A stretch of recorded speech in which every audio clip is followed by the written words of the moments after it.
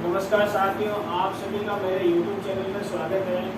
आज मैं आपको नीट भर्ती परीक्षा 2022 जो जल्दी ही होने वाली है उससे मैं लेवल फर्स्ट से संबंधित जो गणित के क्वेश्चन है जो 30% आएंगे वो 30% कुछ महत्वपूर्ण प्रश्न है उनके बारे में जानकारी दूंगा।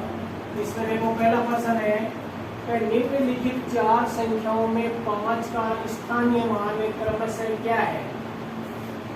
ये स्थानीय मान में क्या होता है, जिस अंक का स्थानीय मान पूछते हैं उसके आगे उतने ही जीरो लगा देते हैं। जैसे 5 का स्थानीय मान या 3 स्थान है या 3 जीरो लगा देंगे, ये जीरो ये जीरो। 8 का स्थानीय मान 800 हो जाएगा, 20 का स्थानीय मान 2 का स्थानीय मान 20 हो जाएगा। इस तरह से हमें यहाँ पर 5 का पूछा है तो 5 के लिए 5000 हो गया। 5000 इस ऑप्शन में पहला क्या है, ये 5000 है और किसी में भी नहीं है तो ये 5000 है। इसका 500 आएगा, इसका 50 आएगा, इसका 5 है। तो इस पहले क्वेश्चन का जो सही उत्तर होगा वो हो गया ए, ये 5 का स्थानीय मान। अब प्रश्न नंबर 2 है, संख्या 4 में संख्या 6 का भाग देने पर भाज्य, भाजक, भागफल और शेषफल क्रमशः क्या है। ये कोई विशेष प्रश्न ऐसे नहीं है, इन चीजों का सभी को पता है कि भागफल और शेषफल क्या होता है, लेकिन कंफ्यूज भाज्य और भाजक में हो जाते हैं। तो हमें ये ध्यान रखना है कि जो अंदर होता है वो भाज्य कहलाता है और जो भाग देते हैं वो भाजक कहलाता है और जो उत्तर आता है वो भागफल है और जो नीचे बचता है वो शेषफल है। तो इस तरह से अंदर वाला जो जिस संख्या का हम भाग दे रहे हैं वो भाजक है, जिस संख्या में दे रहे हैं वो भाज्य है। अब इसमें संख्या 4 में संख्या 6 का भाग देना है तो 6 यहाँ लिखेंगे हम और 4 यहाँ लिखेंगे।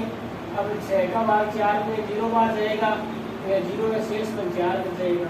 तो इस तरह से इसमें सबसे पहले भाज्य है तो भाज्य हमारा 4 हो गया, भाजक हमारा 6 हो गया और भागफल हमारा 0 हो गया और शेषफल 4। तो इसका सही उत्तर भी ए होगा। तो ये भाज्य और भाजक इसका विशेष ध्यान रखना है। अंदर वाली संख्या भाज्य कहलाती है और जिस संख्या भाग दे रहे हैं वो भाज्य कहलाती है। अब ये प्रश्न है कि निम्नलिखित भिन्नों में तो आरोही क्रम में लिखो। तो आरोही क्रम में कौन सा क्रम होता है, एक तो होता है अवरोही, एक होता है आरोही। तो अवरोही क्रम तो बड़े से छोटा होता है और आरोही क्रम है वो छोटे से बड़ा होता है।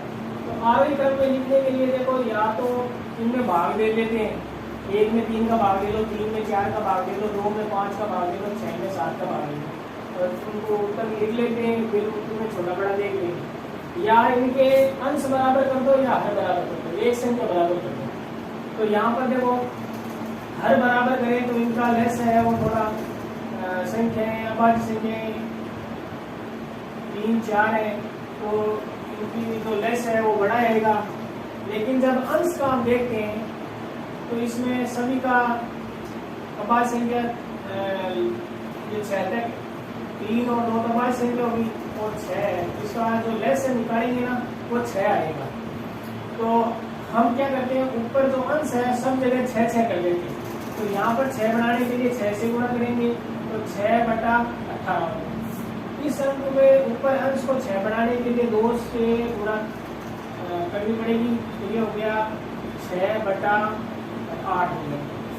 यहाँ पर 6 बनाने के लिए हम 3 से गुणा करेंगे तो ये हो गया आपके 6/3 से 15 हो गया नीचे, और ये ऑलरेडी 6 ही है तो ये हो गया 6/7। अब इसमें क्या होगा कि यहाँ 6 के 18 भाग कर रहे हैं तो ये सबसे छोटी होगी क्योंकि यहाँ सबसे छोटे छोटे भाग होंगे तो ये सबसे छोटा 1 नंबर पे आ जाएगा। यहाँ पर हम 15 भाग ही कर रहे हैं तो ये 2 नंबर पे आ जाएगी, ये उससे बड़ी संख्या होगी। और यहाँ पर हमें 8 भाग कर रहे हैं तो ये 3 नंबर पर भिन्न आ जाएगी और ये 4 नंबर। अब ये कौन सी है, ये इनका आरोही क्रम हो गया। पहले तो पहली वाली लिखेंगे 1/3, 1/3 इसमें है। फिर ये 2 नंबर पर ये तीसरी भिन्न आएगी 2/5 वाली, तो 2/5 इसमें रहेगी, इसमें है तो यहाँ पर ये सी वाला सही आ जाएगा। ये पहली, ये दूसरी, ये तीसरी और ये चौथी, ये आरोही क्रम होता है। अब एक संख्या 35.507 का विस्तारित रूप होता है। तो विस्तारित रूप है 30 + 5 और 5 के नीचे 10 है और प्लस 0 का तो कोई 0 बटा लिख सकते हैं, 0 का मतलब नहीं है। 7 के 3 स्थान है तो यहाँ पर 1000 आ जाएंगे।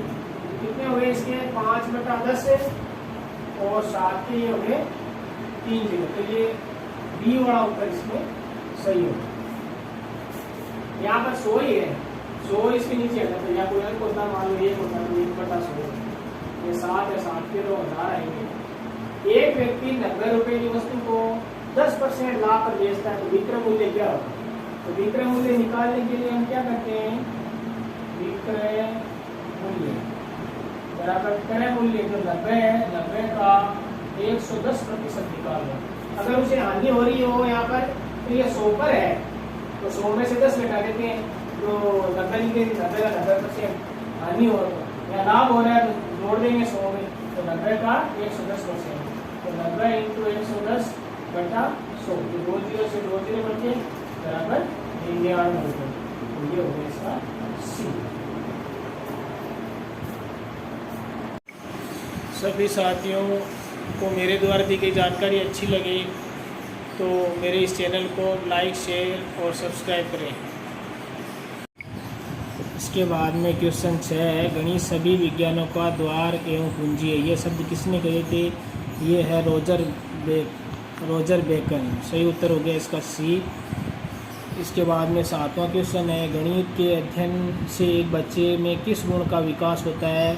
तो इसमें आपको करना है इनमें से सभी, ये सभी चीज़ों का आत्मविश्वास, तार्किक सोच, विश्लेषण सोच, सभी का विकास होता है। इसका सही उत्तर हो गया डी। 2 लगातार प्राकृत संख्याओं का लस्य और महस्य क्रमश है। जैसे संख्या 6 और 7 है तो उनका लस्य तो उनकी गुणा होगी और उनका महस्य होगा 1। इसमें सही उत्तर आ जाएगा आपके सी। और इसके बाद में क्वेश्चन नंबर 9 है ये,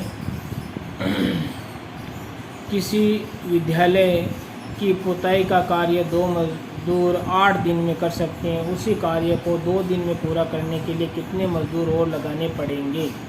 तो इसमें हम यहाँ पर लिख देते हैं मजदूर और यहाँ लिख देते हैं दिन।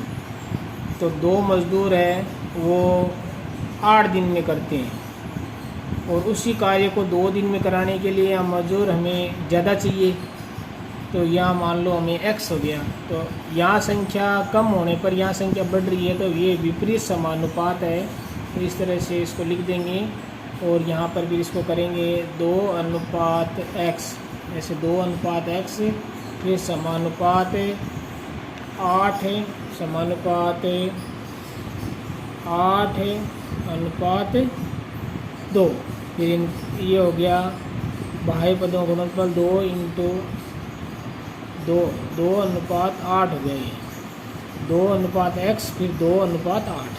तो बाहर कौन कौन से गए? 2:8 बराबर x × 2। 2 से 2 कट गया, x बराबर 8। तो मतलब यहाँ पर 8 दिन आएंगे। 2 दिन में करवाने के लिए 8 मजदूर चाहिए पूरे। तो हमें और कितने चाहिए? 2 तो पहले लगे हुए हैं तो 6 मजदूर और हमें आवश्यक है। इसके बाद में एक तल पर कितनी रेखाएं खींची जा सकती है? तो एक तल पर हम अनंत रेखाएं खींच सकते हैं। ये हो गया डी। इसके बाद में क्वेश्चन नंबर ये है, इसके बाद में क्वेश्चन नंबर 16, यदि 2 समांतर रेखाओं को एक तिर्यक रेखा काटती है तो उनसे बनने वाले कोणों के लिए निम्न में से कौन सा कथन सत्य नहीं है? जैसे ये 2 समांतर रेखाएं हो कोई और इनको ये तिर्यक रेखा काटे तो इसमें लिखा हुआ है कि संगत कोण, जैसे संगत कोण ये कोण आपस में बराबर होते हैं।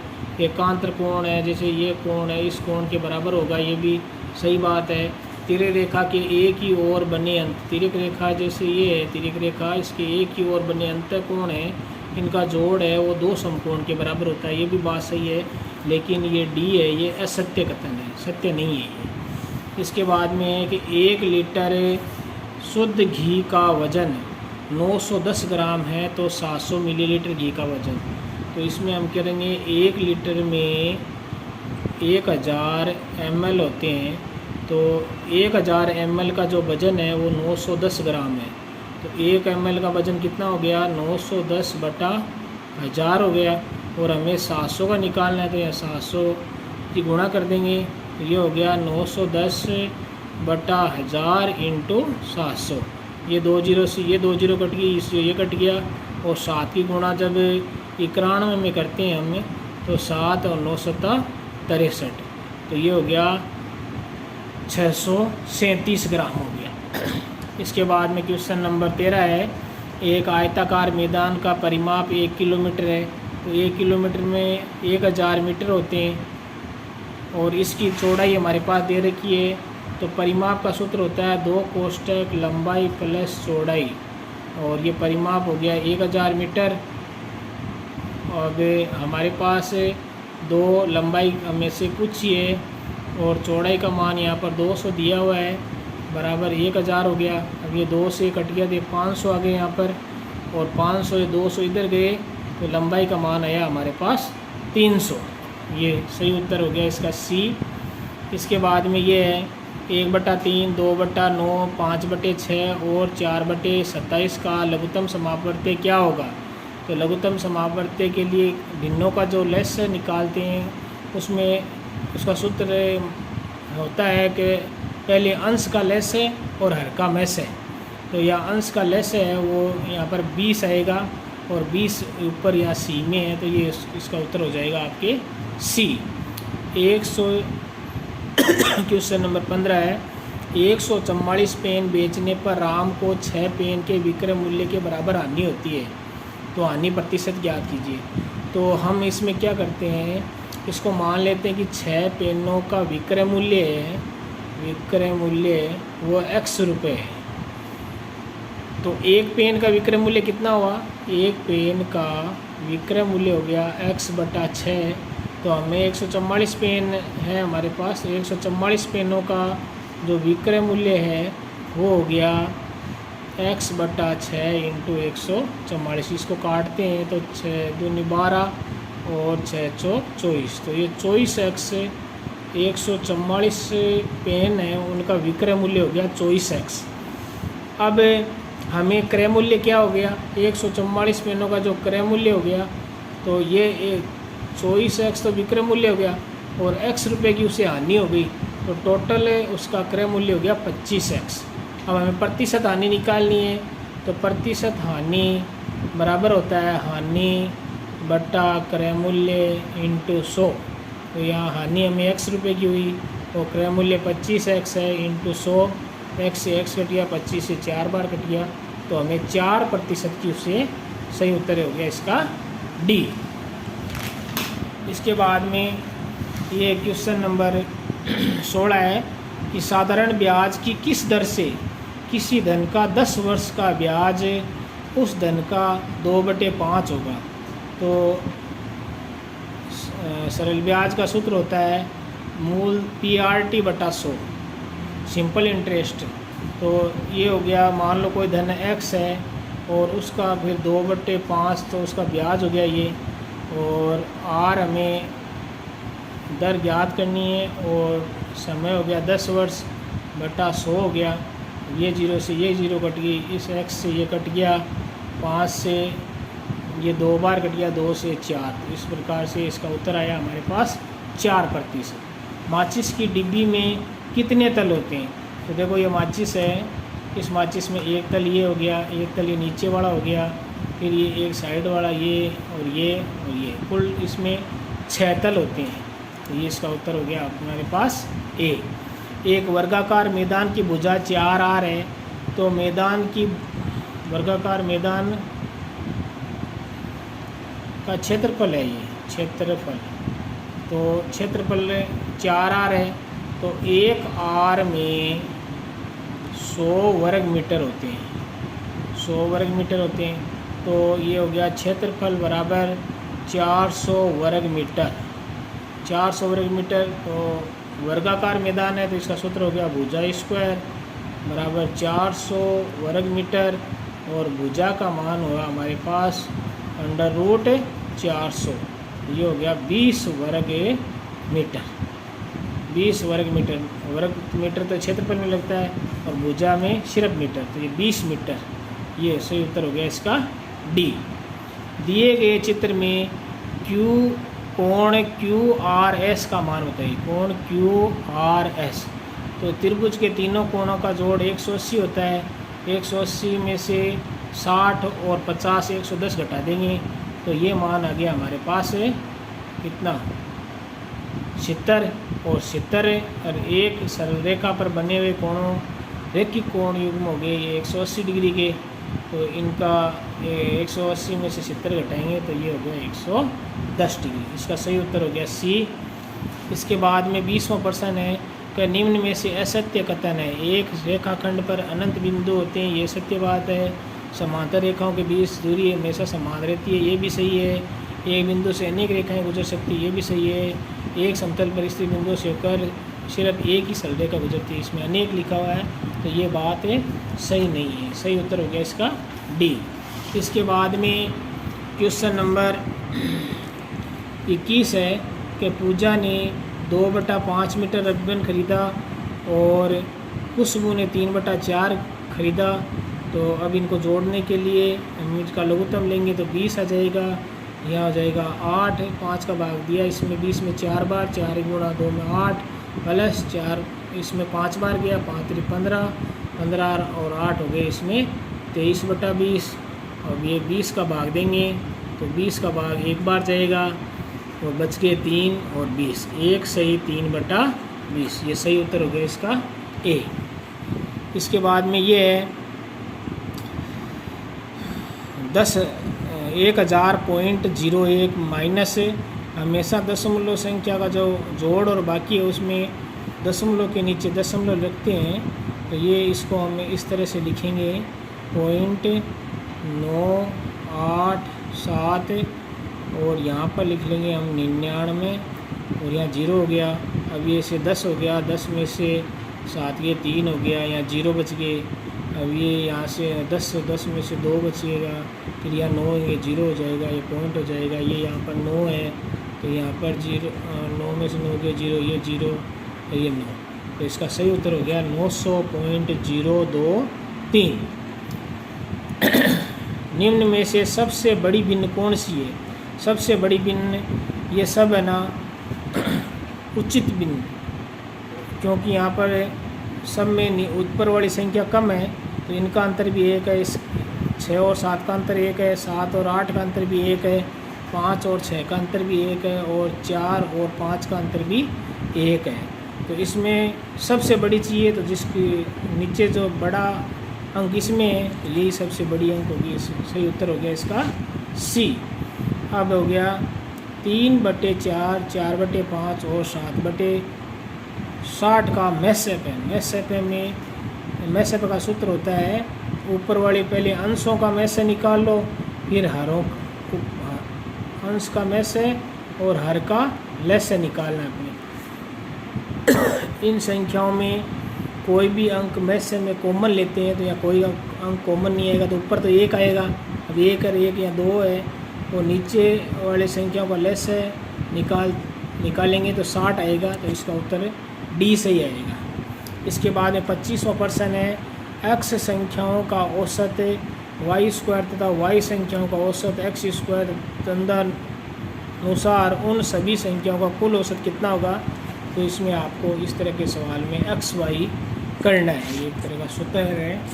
इसके बाद में क्वेश्चन नंबर 26 है कि समबाहु त्रिभुज के क्षेत्रफल का सूत्र होता है, तो इसमें आपको लिखना है √3/4 भुजा स्क्वायर।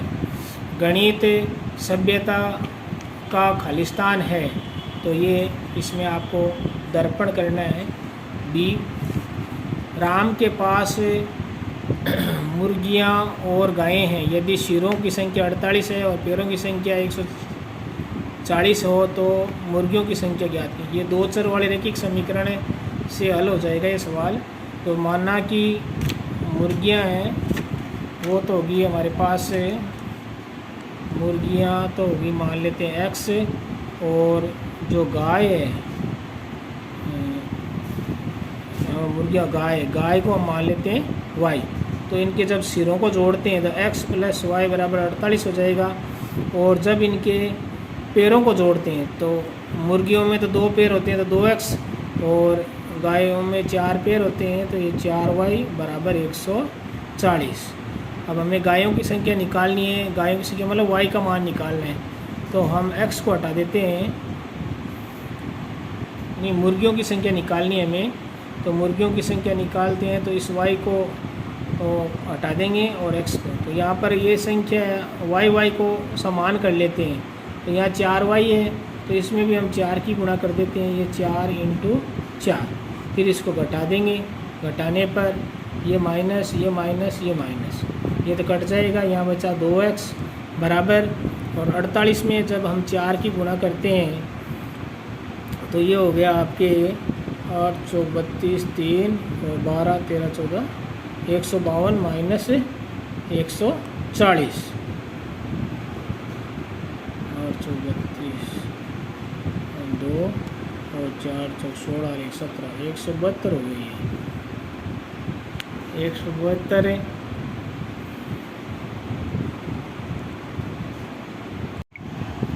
यहाँ 48 में जब 4 की गुणा करते हैं तो 192 आएगा। ये 192 - 140, तो ये हो गया 2x = 52, और x बराबर हो गया 52 में जब 2 का भाग देते हैं तो 26। इस तरह से इसका उत्तर आ जाएगा ये B 26। अब ये है 29वां प्रश्न है, उपलब्धि परीक्षण और नैदानिक परीक्षण में अंतर किसका होता है। इसमें आपको ये करना है कठिनाई स्तर का। सामान्य से विशिष्ट की ओर का शिक्षण सूत्र किस विधि का है। इसमें आपको निगमन विधि करनी है। अब ये नोटों से संबंधित ये महत्वपूर्ण प्रश्न है।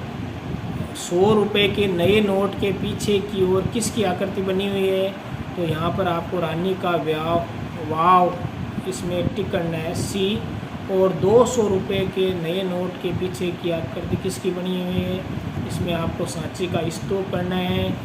इसके बाद में ये है कि 6a + 6b = 84 हो तो a + b का औसत क्या होगा। तो यहाँ लिख देंगे हम 6 कॉमन ले लेंगे। यहाँ पर हो गया a + b = 84, और a + b बराबर हो गया 84/6। तो इसमें भाग देंगे, 6 × 6 और 6 × 4 = 24, 14 हो गए। अब a + b का औसत मतलब a b राशियों का योग बटे राशियों की संख्या 2 हो गई, 2 का भाग देंगे, इसमें भी 2 का भाग देंगे, तो ये 7 उत्तर आएगा इसका। निम्न में से कौन सा सही है। इसमें सही आपको a - b का स्क्वायर है वो a² - 2ab + b², ये उत्तर C सही होगा। ये जो लिखा हुआ है ये प्लस वाले का होगा, यहाँ प्लस होता ना तब सही होता। अब इसके बाद में इसमें लास्ट क्वेश्चन है, इसमें से कौन सा सही है। तो इसमें कौन सा सही है, देखो -16 ये बड़ी संख्या होती है -25 से, और ये देखो -16 ये इसमें -15 बड़े होते, और ये -16 बड़े हैं एक से, इसमें 1 बड़ा होता, और ये -16 से बड़ा है -3, तो ये D सही होगा।